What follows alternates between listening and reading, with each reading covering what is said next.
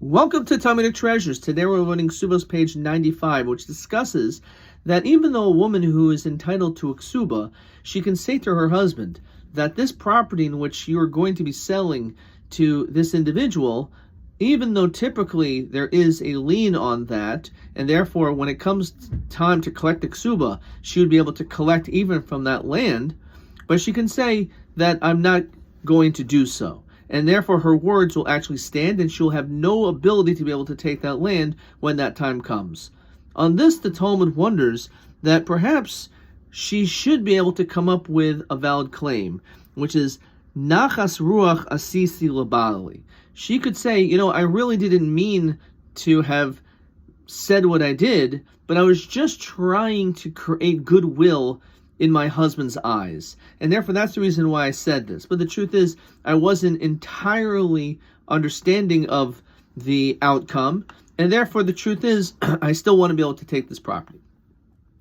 So the Talmud wonders whether or not we could actually make this statement. And it brings a situation where there's two different individuals that wish to purchase land, and one, she disagrees and says, no, I'm not going to sign off on it. And the second one, she does. So in that situation, everyone holds that she could not say this expression of Nachas Ruach Hasis L'Baili. Because if she really wanted to find favor in her husband's eyes, then why did she only say she signed the second one and agreed to the second one? The fact that she disagreed with the first shows that she doesn't really care. And therefore she's still not willing to do it. So therefore, it can't be that she was just trying to find favor in her husband's eyes. Also, in the situation of a woman who is now divorced, if this declaration took place after they're already divorced, there's no way we would possibly claim that she would have made this statement just to be able to create goodwill in this man's eyes. As they're divorced, it's really not something which is significant or important anymore.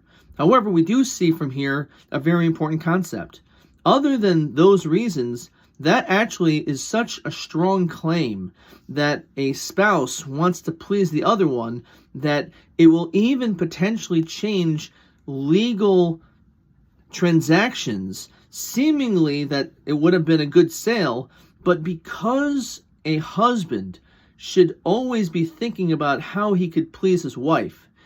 And also, in this case, a wife should always be thinking about how she could create goodwill to her husband, so all these laws potentially could change. And we could say that it was really not a good transaction to begin with, which shows us how important it is that when it comes to our relationships, that we have to do as much as we can, even though it may be difficult. But we have to always be thinking about our spouse and asking, what could I do to be able to make my spouse feel good? What could I do to make my spouse have a good feeling in our relationship? And by doing that, by strengthening that relationship, then you'll be able to have a harmonious marriage for many, many years.